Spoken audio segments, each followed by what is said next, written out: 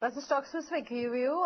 Let's get you the big news from the steel sector. In a bid to revive the steel space, the government has set the minimum import price for iron and steel. The minimum import price on steel imports valid for 6 months. Pranay Banerjee back with us. Pranay, give us the significance really of this move. You know, this news came out on Friday in terms of the MIP. Run us through what it's going to mean for the sector. So it is definitely a positive as far as all these steel players are concerned, especially the manufacturers and sellers of the biggest volume component, that's hot rolled coil, as well as cold rolled coil, as well as other products, other ancillary products.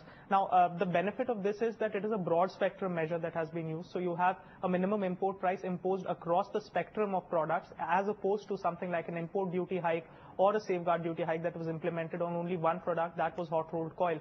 What happened after that was that certain companies that had exposure to other products as opposed to hot rolled coil, or some companies, for instance, Uttam Galva, which are galvanizers and not sellers of hot rolled coil, essentially they import hot rolled coil, took a hit. So, and the market got skewed towards other value-added products as well as cold rolled coil. So this measure has, what it has done is that not only it has placed a floor on the price, which is higher for imports, so your coastal, your landed price will be higher as far as Chinese imports are concerned, which was the most aggravated form of dumping which we saw, as far as also Japanese as well as Korean.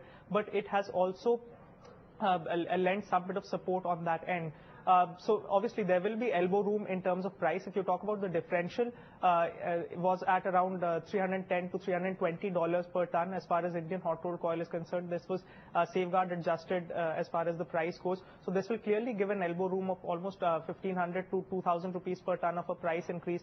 Now, given that the absorption of this price increase also is critical going ahead, and it's important not to see any demand fall. So as good as we know that it will come as a benefit, but given that the consumers of the hot rolled coil will also in India have to pay a higher price for this.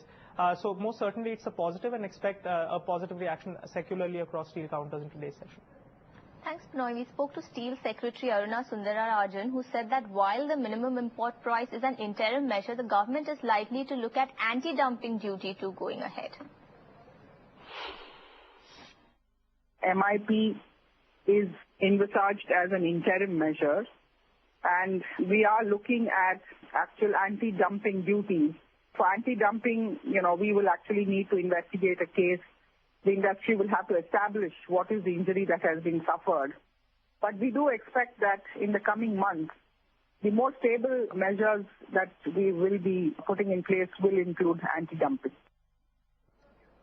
The steel industry welcoming, of course, the measure from the government. Ravi Uppal of JSPL believing that while the measure will provide some relief to the steel space as well as companies, the time frame should ideally have been that of 1 year.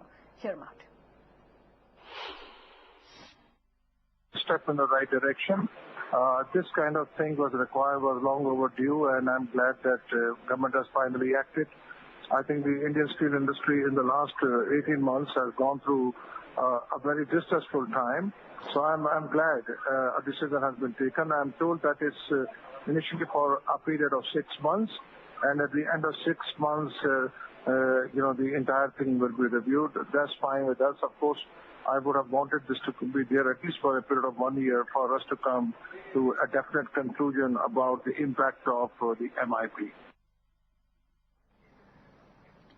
On to our other big story this morning. It's